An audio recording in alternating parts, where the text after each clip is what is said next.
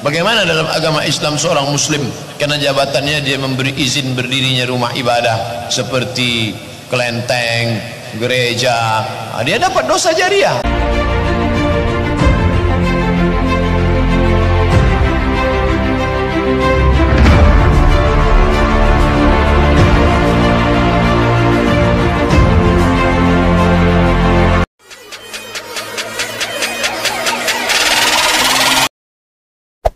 Hey there. Subscribe to my channel. And also press this bell icon. Teman-teman, kali ini saya terpanggil sekali ya untuk menanggapi sebuah video dari UAS, teman-teman. Ya. Yaitu di mana dia di video tersebut dia sedang berceramah. Teman-teman, dia sedang berceramah, ada jemaahnya yang bertanya, teman-teman. Pertanyaannya adalah, Ustadz, kalau ada kepala daerah yang memberi izin pendirian rumah ibadah umat beragama lain, apa hukumnya? Kira-kira seperti itu pertanyaannya. Lalu dengan lantangnya, UAS menjawab, wah itu berbuat dosa jariah, teman-teman ya. Jadi kepala-kepala daerah itu tidak boleh untuk memberikan izin pendirian rumah-rumah ibadah karena akan berbuat dosa jariah, dan azab Allah akan terus mengalir kepada kepala daerah tersebut, teman-teman ya, akan terus mengalir selama-lamanya. Wow, serem banget, teman-teman. Untuk itu kita saksikan video Somad berikut ini. Bagaimana dalam agama Islam seorang muslim karena jabatannya dia memberi izin berdirinya rumah ibadah seperti kelenteng, gereja, dia dapat dosa jariah, mengalir terus. Man sanna fil islami sunnatan hasanatan, siapa yang berbuat baik falahu ajruha, dia dapat pahalanya. Man sanna fil islami sunnatan sayyi'atan, siapa yang membuat yang tak baik falahu wizruha, dia dapat dosanya. Wa wizru man amila biha, dosa orang yang melakukannya sampai hari kiamat. Setiap berbunyi teng teng, bisa dibelangkung malaikat, teng kelompang, teng kelompang, teng kelompang, teng kelompang. Rasakanlah tuh, rasakan. Jadi kepala-kepala daerah itu tidak boleh untuk memberikan izin pendirian rumah-rumah ibadah karena akan berbuat dosa jariah. Wow, bahaya sekali ya Somad ini, teman-teman. Sangat-sangat berbahaya.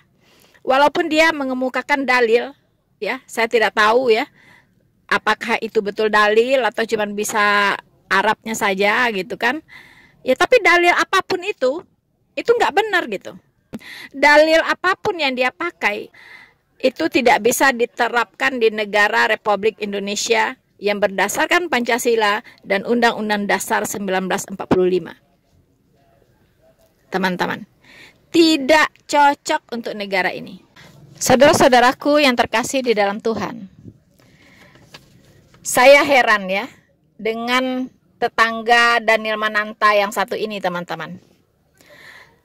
Ya, tidak henti-hentinya mengeluarkan statement-statement yang bermuatan sara. Ya, tidak henti-hentinya, teman-teman. Padahal seorang public figure seharusnya berpikir 1000 kali untuk mengeluarkan ucapan-ucapan atau statement-statement yang berpotensi memecah belah bangsa ini, teman-teman. Dan bisa merusak suasana. Somad ini sudah berkali-kali, ya, sudah berkali-kali mengeluarkan teori-teori dari antah berantah ya untuk memecah belah umat. Karena beribadah sesuai dengan keyakinan dan kepercayaan setiap warga negara itu adalah hak azazi manusia yang paling hakiki. Dan ini dilindungi oleh konstitusi kita, khususnya pasal 29 Undang-Undang Dasar 1945. Dan juga kita masih ingat, teman-teman, secara khusus Bapak Presiden Republik Indonesia, Bapak Joko Widodo, di depan semua kepala daerah seluruh Indonesia sudah mengingatkan hati-hati. Mumpung juga ketemu Bupati dan Wali Kota mengenai kebebasan beribadah dan kebebasan beragama. Ini hati-hati. Ini yang beragama Kristen, Katolik, Hindu, Konghucu, hati-hati. Ini memiliki hak yang sama dalam beribadah, memiliki hak yang sama dalam kebebasan beragama dan beribadah. Hati-hati, beragama dan beribadah itu dijamin oleh konstitusi kita, dijamin oleh Undang-Undang Dasar 1945, pasal 29 ayat 2. Sekali lagi, dijamin oleh konstitusi. Ini harus ngerti. Dandim, Kapolres, Kapolda, Pangdam harus ngerti ini. Kejari, Kejati. Jangan sampai yang namanya konstitusi itu kalah oleh kesepakatan. Konstitusi tidak boleh kalah dengan kesepakatan. Ada rapat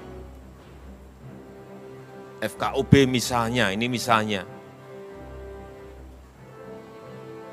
Sepakat tidak memperbolehkan membangun tempat ibadah. Hati-hati loh. Konstitusi kita hati-hati loh. Menjamin itu. Ada peraturan wali kota atau ada instruksi bupati. Hati-hati loh. Kita semua harus tahu masalah ini. Konstitusi kita itu memberikan kebebasan beragama dan beribadah. Meskipun hanya 1, 2, 3 kota atau kabupaten, tapi hati-hati mengenai ini.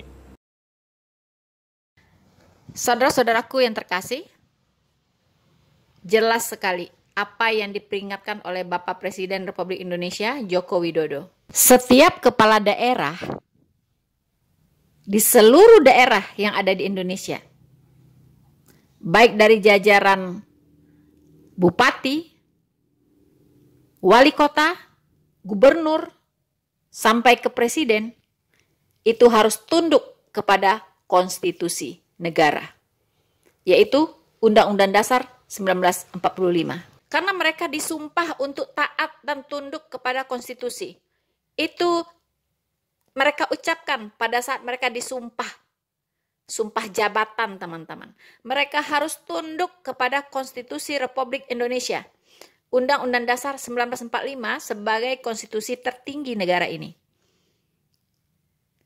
Jadi mereka tidak boleh tunduk kepada fatwanya UAS. Mereka tidak boleh tunduk kepada fatwanya MUI sekalipun. Mereka tidak boleh tunduk kepada fatwanya Menteri Agama sekalipun, kalau itu bertentangan dengan Konstitusi Republik Indonesia. Itu harus dilawan. Tidak boleh. Ya. Saudara-saudaraku yang terkasih di dalam Tuhan, mungkin lupa bahwa sekarang era digital. Ya. Semua rekam jejak digital orang itu tersimpan, teman-teman. Kalau tidak salah, ini video UAS ini bukan baru. Tapi sudah ada sejak 5 tahun yang lalu, tahun 2017 kalau tidak salah. Tetapi sekarang mengapa jadi viral? Mengapa? Karena setiap rekam jejak digital seseorang itu bisa dipanggil setiap saat, teman-teman. Bisa dibikin booming, bisa di blow up orang setiap saat. Ya. Jadi para pengguna media sosial itu memang harus berhati-hati. Oke, UAS dia berceramah di depan jemaahnya, tetapi kan dipublikasikan, beredar, sudah menjadi konsumsi publik. Sebenarnya waktu UAS ini melakukan penodaan agama dengan mengatakan bahwa di belakang salib itu ada jin kafir, sebenarnya dia tidak bisa bertabayun. Dia tidak bisa berdalih bahwa dia mengatakan demikian dalam rangka pertemuan jemaahnya. Begitu. Tidak bisa. Pengajian yang berlangsung itu dipublikasikan. Jadi nggak bisa sebenarnya lolos. Ya namanya hukum Indonesia ya. Tebang pilih teman-teman. Tebang pilih. Ya kita mengerti lah ya. Hukum Indonesia ini masih jauh dari yang seharusnya. Tidak ada konsistensi dalam penegakan hukum. Tajam ke minoritas, tumpul ke mayoritas. Ya kita semua tahu. Tetapi percayalah. Tuhan kita, Tuhan Yesus tidak pernah turu, tidak pernah tidur, teman-teman. Ya. Dan ingat, Allah tidak pernah membiarkan dirinya dipermainkan. Karena apa yang ditabur orang, itu juga yang akan dituainya. Ingat itu, ya. Perkataan Tuhan itu ya dan amin. Tidak bisa dipermainkan. Tuhan tidak bisa dipermainkan. Kita melihat sesama muslim pun itu tidak setuju dengan UAS, teman-teman. Ya. Apalagi kita. Mengapa? Karena mereka mencintai bangsa ini. Mereka mencintai negara ini. Mereka tidak mau negara ini dihancurkan oleh orang-orang yang tidak bertanggung jawab. Mereka tidak mau bangsa ini diporak-porandakan oleh mulut-mulut orang yang tidak bertanggung jawab. Dan kita akan saksikan video-video pernyataan-pernyataan mereka berikut ini. Dan teman-teman teruslah mendukung channel Noverina Solihin supaya banyak orang dicerahkan dan bangsa ini bisa semakin cerdas. Selamat menyaksikan. Indonesia, baru saja kita sama-sama mendengarkan video dari pendakwah agama yang bernama Abdul Somad. Saya tidak tahu kapan ini disampaikan oleh Abdul Somad kepada jamaah di satu masjid, tapi menurut saya orang ini sumber dari segala sumber intoleran yang terjadi di negeri ini. Abdul Somad adalah pendakwah yang populer, pengikutnya banyak. Dia mengatakan, menjawab pertanyaan dari publik, kalau ada kepala daerah yang beragama Muslim, kemudian mengizinkan pendirian rumah ibadah di luar Islam, apa hukumnya? Somad dengan gegabah mengatakan bahwa hukumnya dosa. Dan yang bersangkutan, kepala daerah yang memberikan izin kepada umat selain muslim untuk mendirikan rumah ibadah akan menanggung dosa yang luar biasa dan akan ada azab sampai akhir zaman. Tanpa dalil apa-apa, tanpa penjelasan apa-apa, tanpa ada bukti ayat mana yang mengatakan hal itu. Tapi karena yang mengatakan Somad dianggap suatu kebenaran, padahal ini adalah penyesatan.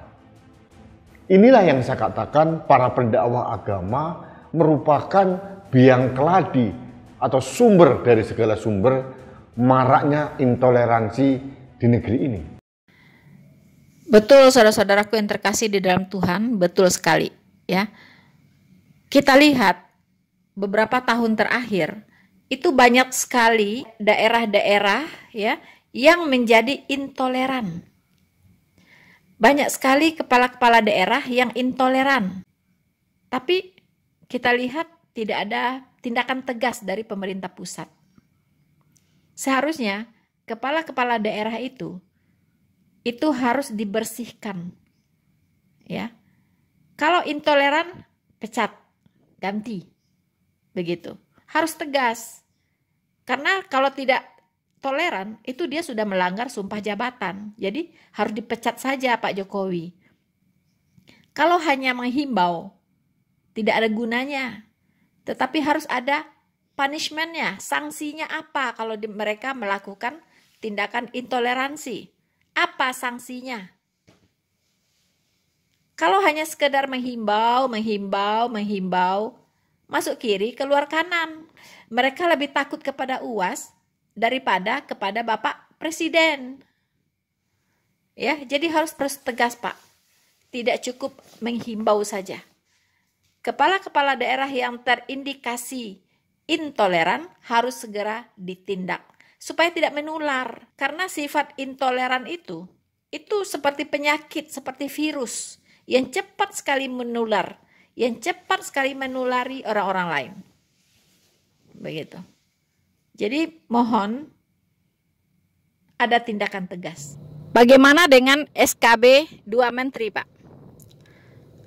Apakah sudah dihapus?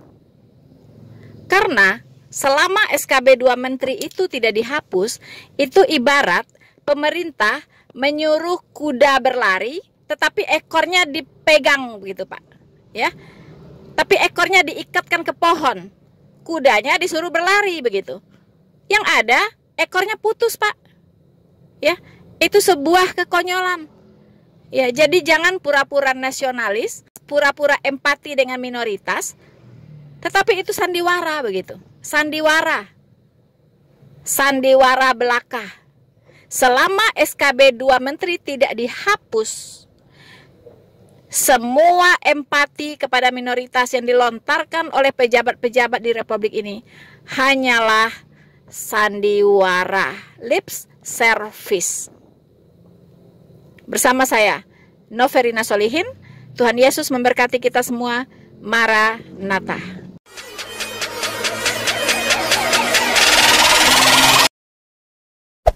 Hey there. Subscribe to my channel. And also press this bell icon.